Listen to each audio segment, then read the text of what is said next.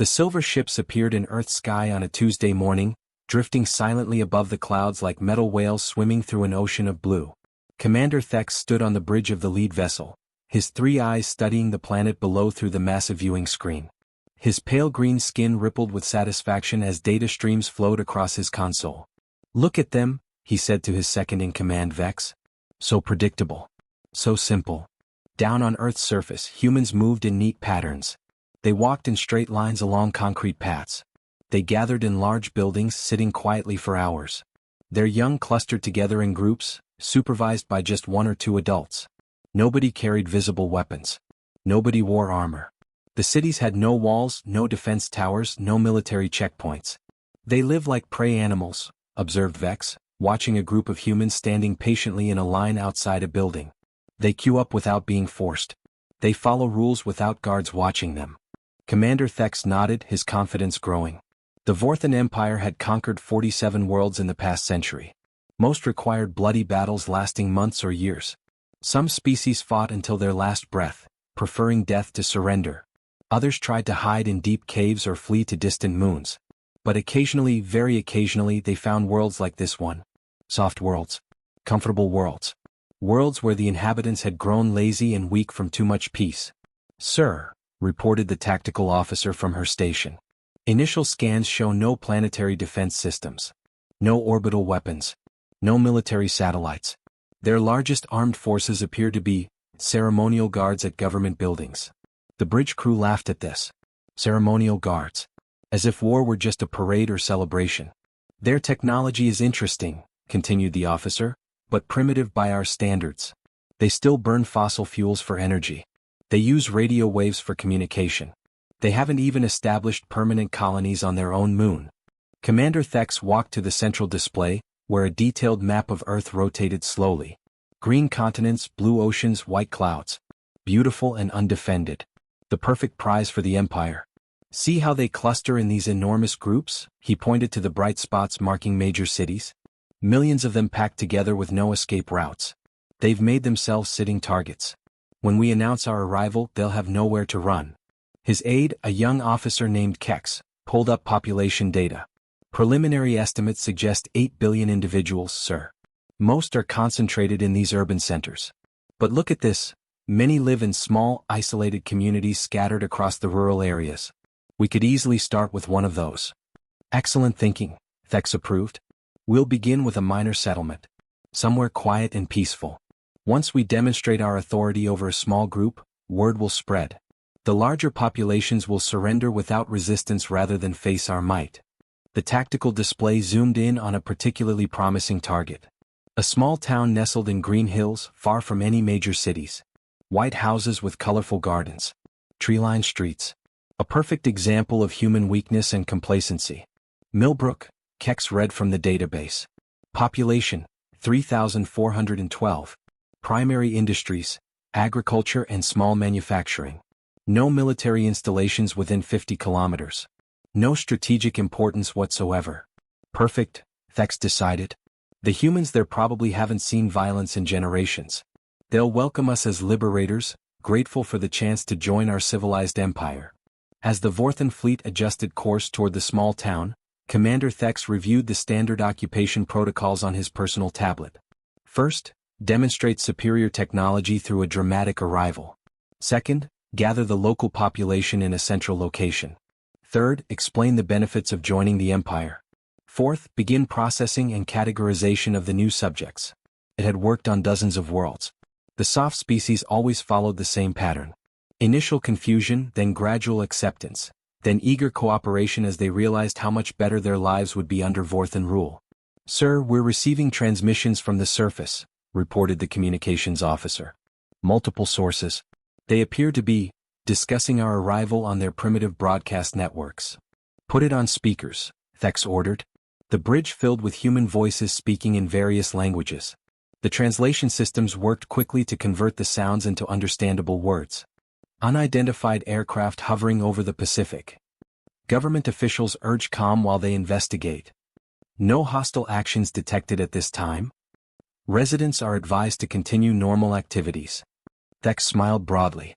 Even their governments were telling them to remain passive. This would be the easiest conquest in Vorthan history. Continue normal activities, he repeated mockingly. Yes, little humans. Stay calm and peaceful while we decide your fate. The main ship descended through Earth's atmosphere, its shields deflecting the planet's weather systems with ease. Below, humans gathered in streets and parking lots, pointing upward with what appeared to be curiosity rather than fear. Some even had small devices pointed at the ships, possibly recording the historic moment of first contact. They're documenting their own conquest, laughed Vex. How wonderfully naive. As Millbrook grew larger in their viewing screen, Commander Thex felt the familiar satisfaction of another successful campaign. The town looked exactly as peaceful as their scans had suggested. Humans walked calmly along sidewalks. Children played in a fenced area beside a large building. Elderly humans sat on benches feeding small birds. Not a weapon in sight. Not a defensive position anywhere. Not even basic preparations for potential danger. Begin landing procedures, Thex commanded. And prepare the welcome speech. Tell them about the glorious future awaiting them as citizens of the Vorthan Empire. The ship settled gently onto a grassy field outside the town, its landing systems barely disturbing the earth beneath. Through the viewing ports, they could see humans approaching the landing site with what appeared to be food and drink. Commander Thex straightened his formal uniform and prepared to meet his newest subjects. The morning air carried the smell of fresh bread and coffee as Mayor Tom Bradley walked across the field toward the massive silver ship. Behind him, a small group of townspeople followed, their faces curious but calm. Emma Roberts from the bakery carried a wicker basket filled with warm muffins. Sheriff Robert Hayes walked beside her, his uniform neat and pressed, his hand nowhere near his weapon. Commander Thex watched this approach through his ship's cameras, amazed by what he saw. These humans were bringing food to their conquerors. They moved slowly, peacefully, like domestic animals approaching their farmer at feeding time. "Sir," reported his aide, "no weapons detected among the approaching group. Their body language suggests submission and welcome." The ship's main door opened with a soft hiss, and Commander Thex stepped out onto Earth's soil for the first time. The gravity felt comfortable, the air breathable. His translation device hummed quietly as it calibrated to the local language patterns. "Welcome to Millbrook," called out the human in front, a middle-aged male with graying hair and friendly eyes. "I'm Tom Bradley, the mayor here. We brought some refreshments for you and your crew. Must have been a long journey." Thex accepted the offered basket with genuine surprise. Inside were small baked goods that smelled pleasant and containers of hot liquid. The humans stood in a relaxed semicircle, waiting patiently like students before a teacher. "Your hospitality is unexpected," Thex replied through his communication device. The words came out in perfectly clear human language, causing several of the locals to nod approvingly. "We don't get many visitors from off-world," said the female carrying the basket. "I'm Emma Roberts. I run the bakery on Main Street. Those are blueberry muffins made fresh this morning." Commander Thex bit into one of the small cakes. It was surprisingly good, sweet and warm. His crew members tried the hot liquid and found it stimulating and pleasant. These humans had actually prepared a welcoming feast for their occupiers. "I am Commander Thex of the Vorthan Empire," he announced formally. "We are here to establish authority over this settlement for research and administrative purposes. Your cooperation will ensure a smooth transition to imperial rule." The humans listened with polite attention, nodding occasionally as if he were explaining a new shopping schedule or road construction project. No screaming. No running. No begging for mercy. Just calm acceptance of their fate. Mayor Bradley scratched his chin thoughtfully. "Well now, that's quite an announcement, Commander. Imperial rule, you said? That's a big change for folks around here. We'll need to discuss this with some other people first if you don't mind." "Other people?" Thex asked, confused by this response. On most worlds, local leaders either surrendered immediately or declared hopeless war. They didn't ask for meetings. "Oh sure," Bradley continued conversationally. "Can't make decisions this big without talking to everyone involved. Why don't you and your people make yourselves comfortable while we make some calls? There's a nice spot by the pond where you can set up camp." Sheriff Hayes nodded agreement. "We've got portable tables and chairs in the community center. Happy to bring them over. Might take a few hours to reach everyone we need to contact though." Commander Thex found himself agreeing to this bizarre arrangement. Within an hour, his occupation force was sitting around folding tables beside a peaceful pond, drinking human coffee and eating human food while the locals went about their mysterious calls. "Sir," whispered his tactical officer, "shouldn't we be more aggressive? Establish dominance? Show them our power? Thex considered this. The standard protocol called for immediate demonstration of superior force. But these humans were being so cooperative, so accommodating, that violence seemed unnecessary. Why break something that was already bending to his will? Let them make their calls, he decided. It will be easier if they convince their own people to surrender peacefully. Throughout the afternoon, more townspeople arrived to meet the visitors. They brought lawn chairs and coolers full of cold drinks. Children peeked shyly from behind their parents before being gently encouraged to say hello. Elderly humans shared stories about their quiet town and asked polite questions about life among the stars. A man named Bill Mitchell, who owned the local hardware store, offered to help the Vorthans set up better shelters. Gets chilly at night this time of year, he explained. Don't want you folks catching cold. A woman called Susan Clark, who worked at the library, brought books about Earth history and culture. Thought you might be interested in learning about us, she said with a warm smile. We're pretty fascinating once you get to know us. Even the local doctor, David Thompson, stopped by to check if any of the visitors needed medical attention after their long space voyage. Different worlds, different germs, he said practically. Better safe than sorry. By evening, the alien occupation had turned into something resembling a neighborhood barbecue. Humans and Vorthans sat together around small fires, sharing food and stories. The invaders found themselves relaxing, their weapons forgotten, their guard completely down. Sir, reported the communications officer, I'm detecting increased activity on their communication networks. Multiple calls going out to other population centers. They appear to be organizing something. Commander Thex barely looked up from his conversation with Emma Roberts, who was explaining the complex process of bread making. Let them organize, he said dismissively. They're probably just spreading word of our peaceful intentions. By tomorrow we'll have voluntary surrender from half the continent.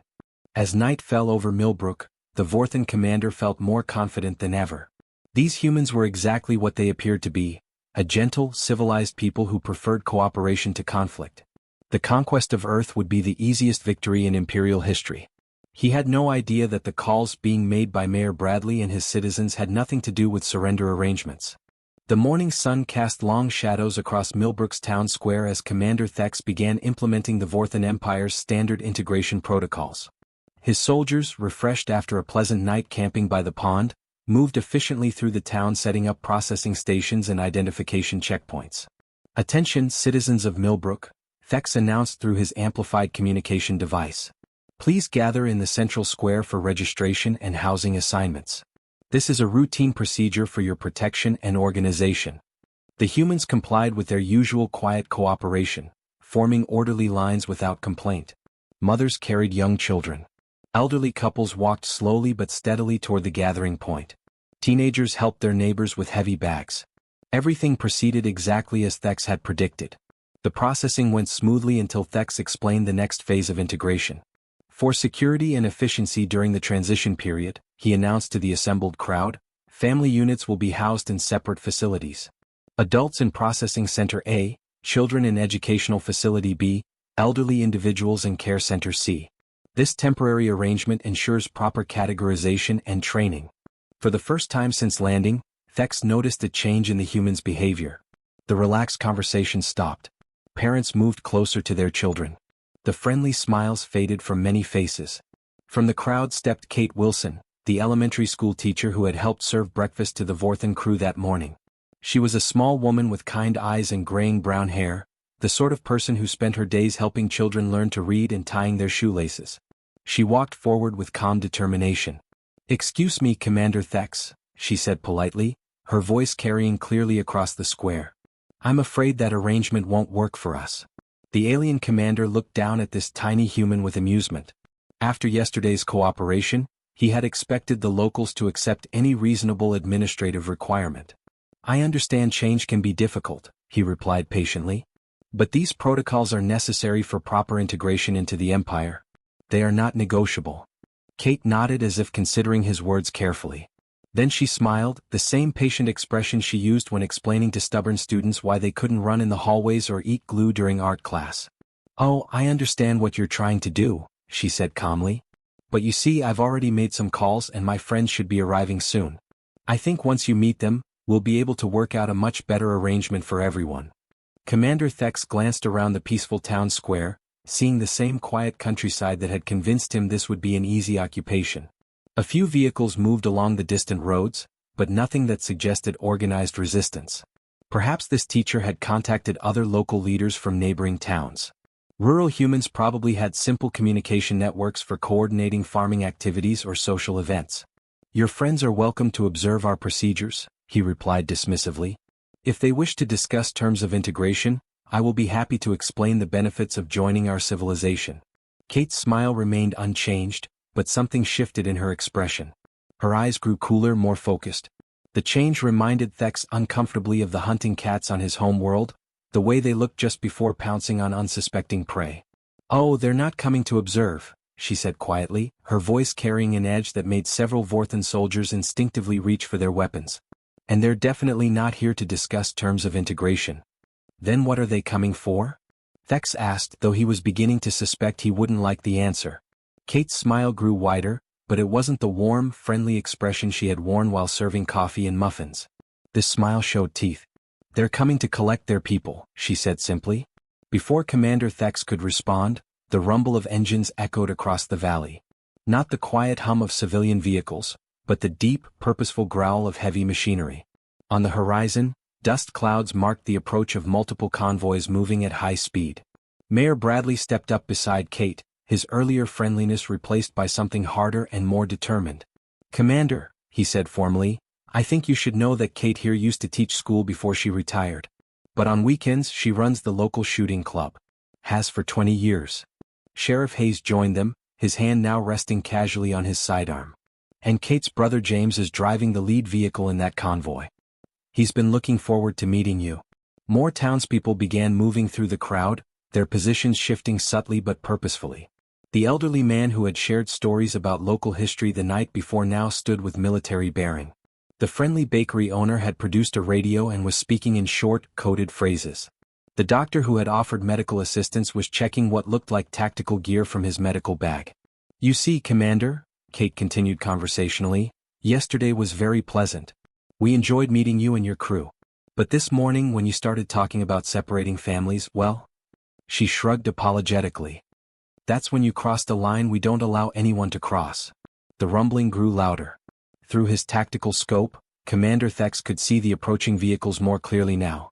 Military transports. Armed personnel carriers. Men and women in uniform moving with practiced efficiency. "Impossible," he breathed. "You're civilians. Teachers and shopkeepers. This is a peaceful agricultural community." Kate tilted her head slightly, like a teacher patiently correcting a student's mistake. "Commander," she said gently, "I think you may have misunderstood something important about us."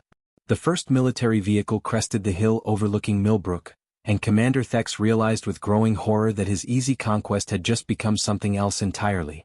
The first vehicle to arrive was a black pickup truck that looked ordinary except for the dust cloud it kicked up racing down the hill. It screeched to a halt near the town square, and out stepped a man in military dress uniform, his metals catching the morning sunlight. He moved with the precise, controlled motion of someone trained for combat. "Ma'am," he said, walking directly to Kate Wilson and giving her a respectful nod. "Got your message. What's the situation?" Commander Thex stared in confusion. This was Kate's brother? The gentle schoolteacher had a soldier for a sibling? But that was impossible. The scans had shown no military presence in this area. "James," Kate replied calmly, "these visitors decided they wanted to separate our families. I told them that wouldn't work for us." Staff Sergeant James Wilson turned cold eyes toward the Vorthan commander. Up close, Thex could see scars on the man's hands and face, marks that spoke of violence and survival. This was not a ceremonial soldier or parade guard. This was someone who had seen real combat. "I see," James said quietly. "And what did you tell them about our response to that kind of threat?" "I mentioned they might want to reconsider their position," Kate replied with the same patient tone she had used all morning. More vehicles arrived every few minutes. A convoy of military trucks disgorged dozens of uniformed personnel who moved with frightening efficiency. But what disturbed Commander Thex more was how the ordinary townspeople were changing before his eyes. Bill Mitchell, the friendly hardware store owner who had offered to help set up shelters, returned from his shop wearing tactical gear and carrying military equipment that definitely had not been in his store yesterday. He spoke into a radio using coded phrases that Thex's translation system struggled to decode. Alpha team in position, Bill reported to James Wilson. Perimeter secured. We have eyes on all approach routes. Susan Clark, the librarian who had brought books about Earth culture, now carried a long-range rifle with the easy familiarity of an expert marksman. She took position on a nearby rooftop, scanning the horizon through her scope. Overwatch established, her voice crackled through the radio network. I have clear sight lines on all hostile positions. Dr. David Thompson, who had offered medical assistance to the alien visitors, was setting up what looked like a field hospital. But Thex noticed the doctor's movements were too practiced, too efficient. This man had done this before, many times, probably under much worse conditions. Sir, whispered Thex's tactical officer, his voice tight with panic, these aren't civilians. They're all soldiers. They've been soldiers all along. The realization hit Commander Thex like a physical blow. The peaceful town, the friendly cooperation, the warm welcome, it had all been an act. Or rather, it had been their natural state, but underneath lay something far more dangerous. How many? He asked weakly. His tactical officer's hands shook as he read the scanner data. In this town alone? Conservative estimates suggest 60% of the adult population has military training or combat experience. Sir, they've been watching us, evaluating us, planning responses since the moment we landed. James Wilson approached Commander Thex with military bearing, no longer the friendly local who had shared stories by the campfire. Commander, I need you to understand something. Yesterday you were guest. Today you became a threat. The difference in how we treat those two categories is significant. But you're civilians? Thex protested weakly. Teachers, shopkeepers, farmers. We scanned your settlement. No military installations, no weapons stockpiles, no defense systems. James smiled, but it was nothing like his sister's warm expression. This smile belonged to a predator. Commander, let me explain something about humans. We don't need military installations because we are the military. We don't need weapon stockpiles because we are the weapons. And we don't need defense systems because every single one of us is a defense system. To emphasize his point, James gestured around the town square. Everywhere Thex looked, he saw the transformation continuing. The teenager who had seemed shy yesterday was now coordinating radio communications with professional skill. The elderly couple who had fed birds by the pond were setting up what looked suspiciously like a command post. Sir, his communications officer reported with barely controlled terror, we're detecting similar patterns across the continent. Armed response teams mobilizing in every major population center. These aren't professional military units, they're ordinary citizens activating like sleeper agents. Commander Thex's legs felt weak. How many citizens? Conservative estimate? The officer's voice cracked. 300 million individuals with combat training or experience. Sir, they're all activating at once. The entire planet is transforming. James Wilson pulled out a communication device and spoke briefly with someone. Then he looked back at Thex with professional courtesy. Commander, I just spoke with General Morgan at Pentagon. She wanted me to give you a message. What message? Thex whispered. She said to tell you that what you're seeing here in Millbrook is happening everywhere. Every small town, every city, every community on this planet. We're all the same, Commander. We're all exactly what Kate and the others are, ordinary people living peaceful lives until someone threatens our families. James paused, letting this sink in. The General also wanted me to mention that your ships are currently surrounded by our orbital defense platforms. Platforms that weren't there yesterday because we built them last night, while you were sleeping.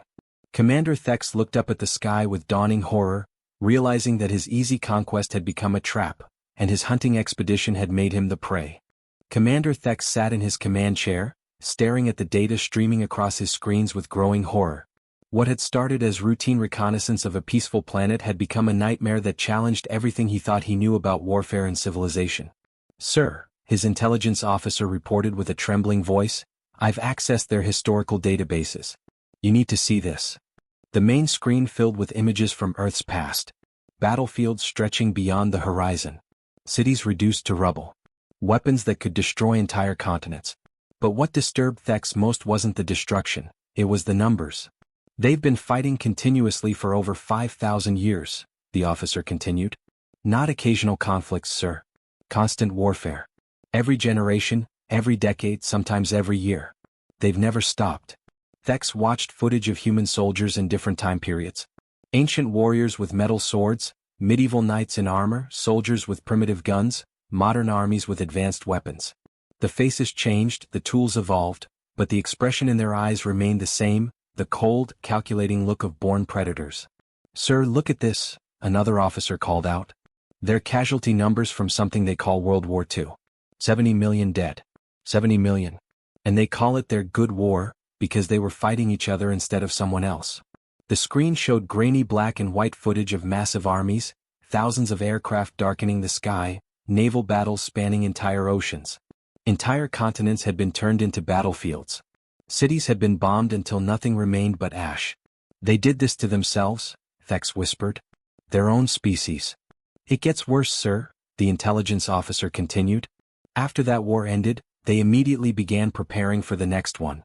They built weapons that could destroy their entire planet. Thousands of them. They pointed these weapons at each other for decades, ready to end their own civilization at any moment." Thex felt sick. The Vorthan Empire had conquered dozens of worlds, but they had never encountered anything like this. Most species fought to defend their territory or resources. Some fought for honor or religion. But humans seemed to fight for the pure joy of conflict itself.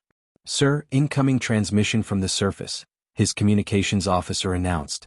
"It's from their planetary leadership." The screen flickered, showing a human female in military uniform. Her name appeared as General Patricia Morgan, and her rank suggested she commanded significant forces. But what chilled Thex was her expression, calm, professional, and utterly without fear. "Commander Thex," she said with polite formality, "I hope you're finding our planet educational. By now, your intelligence team has probably discovered some interesting facts about human history." Thex found his voice. "Your species is insane. You've been at war with yourselves for millennia." General Morgan nodded as if he had complimented her cooking. "That's correct. We're very good at it. We've had lots of practice." "But why?" Thex demanded. "Why fight so much? Why not find peace?" The human general tilted her head slightly, considering the question. "Commander, have you ever wondered what happens to a species that faces constant challenges? What happens when every generation must fight to survive? When the weak die young and only the strong live to have children?" The implications hit Thex like a physical blow. "You've been evolving yourselves. Breeding for warfare." "Not intentionally," Morgan replied. "But effectively, yes. Every war, every disaster, every challenge has been a selection process. The ones who survived were the ones who could think faster, fight harder, adapt quicker. After 5,000 years of that process, what do you think we became?" Behind her, Thex could see massive industrial complexes that hadn't existed the day before. Factories working at impossible speed, producing weapons and vehicles in quantities that defied logic. The humans had activated emergency production systems that could transform their entire civilization into a war machine within hours. "This is impossible," he breathed. "You were civilians yesterday. Teachers and shopkeepers." Morgan's smile was patient, almost pitying. "Commander, let me explain something about humans. We don't have civilians. We have soldiers on vacation." She gestured to someone off-screen, and the view expanded to show Kate Wilson standing beside her. The gentle schoolteacher from Millbrook now wore military fatigues and carried herself with obvious combat experience. "Kate here," Morgan continued, "taught elementary school for 30 years. But before that she served 3 tours in hostile territory. During her teaching career she trained new recruits every weekend. The day she retired from education she became a full-time military advisor." Kate smiled at the camera with the same warm expression she had shown while serving coffee and muffins. "Every human you met in Millbrook has similar experience, Commander. We all do. It's just how we live. Your baker, Emma Roberts, commanded an artillery unit. Your librarian, Susan Clark, was a sniper. Your doctor, David Thompson, spent 15 years treating combat wounds in active war zones. They went home to peaceful jobs because the fighting was over, not because they forgot how to fight." Thex stared at the screen, finally understanding the horrible truth. "You're all weapons. Your entire species." "No, Commander," General Morgan corrected gently. "We're not weapons. Weapons are tools that someone else uses. We're predators. And right now you're in our territory threatening our young." She paused, letting this sink in. "You have 15 minutes to remove your forces from Earth. After that, we'll remove them for you. Your choice." The transmission ended. Commander Thex sat in silence for a long moment, then turned to his tactical officer. "Begin immediate withdrawal. All ships, emergency departure." Sir, shouldn't we fight? We have superior technology, advanced weapons dash. Thex looked at his subordinate with tired eyes. Officer, we just discovered that we're not facing a civilization. We're facing 8 billion apex predators who have been playing with us since we arrived. We're leaving. Now. As the Vorthan fleet retreated from Earth's solar system, they transmitted a warning to every known civilization in the galaxy. Stay away from the third planet. The humans weren't sleeping. They were just resting between hunts.